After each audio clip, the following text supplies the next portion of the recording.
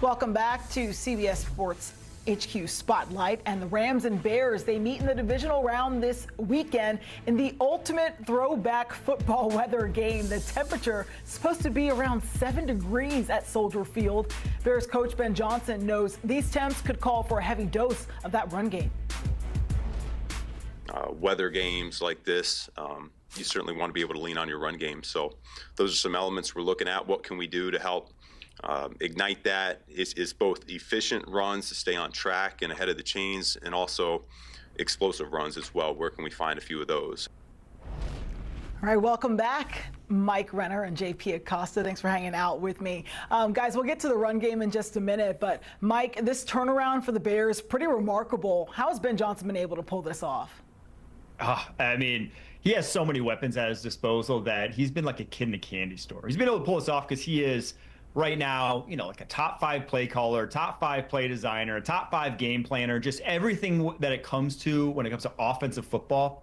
He keeps acing the test. And you just see it in their ability to score versus Detroit's this year. Detroit's points per game went down by 5 from a year ago. The Bears went up by 8. You just saw the Ben Johnson effect hit both of those franchises so hard. So for a Bears team that feels like they've never had an offensive mind, right? Tell me a good Bears offensive coordinator name from the past. You're going to struggle to find one. It seems like they finally found that guy who really is ahead of the curve at that position. And the biggest thing for Ben Johnson really has been the ability to build off of an identity. It feels like the Bears finally have an identity on offense, who they want to be, what they want to be. We're going to talk about the ground game, but what they want to be on the ground. And because they know that, Ben Johnson has the ability to build off of every single concept that he has in his playbook. It's one thing for a good play caller to just call plays at randomly, but what separates the good from the best in the league is being able to create a game plan around those actions, around those motions that he likes to run, and being able to create different pitches off of that to keep the defense off balance. So Ben Johnson has truly done an incredible job as a play caller in Chicago. And like both of you guys said, they've got plenty of weapons. DJ Moore, Colston Loveland, Rome Odunze, just to name a few. Caleb Williams, he has more weapons than any remaining team in the playoffs. So availability, though, guys, as we know, it doesn't always translate to wins, but it has for the Bears. Why is that, Mike? Because these guys are that good. It's because your 4th, 5th targets on this team would be 1st and 2nd targets on certain teams around the NFL. Luther Burden this year, rookie 2nd-round wide receiver, he actually was 4th in the NFL in yards per route run. So when he was on the field, he was one of the most productive receivers in the NFL, and he can just be an afterthought in this offense. Colston Loveland can all of a sudden lead them in receiving yards in that wild card game, 8 catches for 137 yards, and have that really, what I thought was an underrated play on the 2-point conversion where they can go feature him in those scenarios. And this is a rookie tight end, right? These things aren't supposed to happen. And then, oh, by the way, they already had, Rome Odunze, DJ Moore, Cole Kmet, the old guard, or kind of oldish guard that was there, that all were very good already in their own right. So there is just a bevy of weapons here where any given game, it can be one of these guys who goes out and goes for 100 plus on you. That's a great way to run a football team. When you have options every single place you look, that's going to lead to a consistent offense that we've seen the Bears have this year. And the best thing about having all these weapons is that you can basically play matchup ball against any defense that you want to. It's like having a great basketball team or a great starting 5. Regardless of what teams throw at you, they're able to play any different kind of game that they want to. Because like last week, you had the tight ends working really well with Colston Loveland and Cole Kmet. They were able to live with 2 tight ends on the field and still be explosive because you have a guy like Colston Loveland. If you have a team that's really played tight ends really well but doesn't do well against a lot of receivers on the field, you have guys in DJ Moore. Luther Burden's really come on strong. Rome Odunze is coming off an injury, but I think he has played well this season. So you have all these different answers to every question that a defense is going to throw at you, and that's what makes this offense so special, because you can take away one pitch, you still got to get ready for the fastball. You still got to get ready for the changeup. You might have a curveball thrown there at you, but because the Bears have so many ways to attack defenses, it makes their offense super cool. Yeah, and scary for an opposing team. Let's go back to that run game, and we heard from Ben Johnson earlier. He also did say that he's felt like the run game has dipped a little bit. He had 65 yards on the ground in Week 18, then 95 yards in that win over the Packers last week. Mike, how can they find consistency this week with DeAndre Swift and Kyle Monangai? Yeah, I mean, it's not going to be easy sledding. I'm not going to sugarcoat it. This Rams defensive line is a difficult matchup, but the thing that they do that I love is they are consistent with this ground game. That even if it's not quite working, they will commit to it first quarter, second quarter, third quarter, fourth quarter. And what that does more often than not, and what I think we saw a lot this season, was it wears down defenses. A lot of teams want to take you out of the run game so that they know that they're going to get passing plays. That's not the case. Even when the Bears fall behind in games, they will still commit to that running game. And so I think that's the biggest thing. They really didn't have leads these past 2 weeks, why they really couldn't, completely commit to that running game, but they still do regardless. And so against this Rams team, it's going to be tough because obviously the Rams can score a lot of points. A lot of offensive coordinators may not commit to it, but Ben Johnson will. So I think that's the biggest thing, is they've been just so consistent with it that they can go first through fourth quarter, and then they got you tired in the fourth quarter, and that's when they have so many of these comebacks.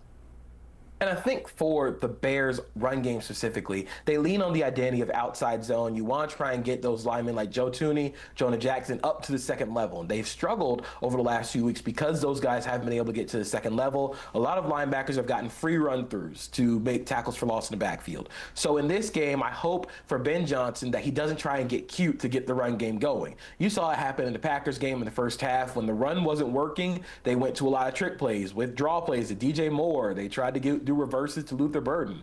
And I think those are ways to try and get the run game going and manufacture some yards on the ground. But if they want to really run the ball, they should just lean on those running backs, because I think, like Mike said, with the threat of the play action, with the threat of Caleb Williams on the move, they're going to be able to create lanes in the third and fourth quarter, as we saw against the Packers. So as long as they stay committed to the run game and committed to showing those run looks, I think their ground game is going to improve a lot. Yeah, we've seen a lot of that with Caleb Williams and his ability to extend plays, that have really helped this team. And speaking of him, he keeps showcasing his big play ability, Mike. How has he continually been able to give this team a chance?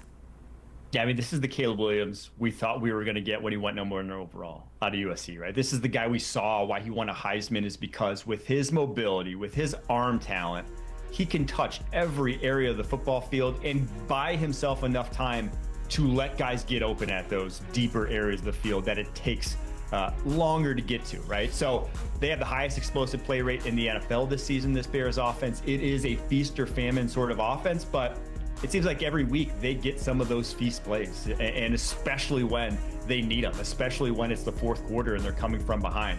Caleb Williams just presents so many problems for a defense in that you want to keep him in the pocket, but so few defenses really can, because he's that athletic. And then once he breaks outside the pocket, his ability to really spin it is, there's not a lot of guys with his level of arm strength. It's just special. So that big playability is something that it's just hard to scheme around, because it's always going to be there when Caleb Williams is your quarterback.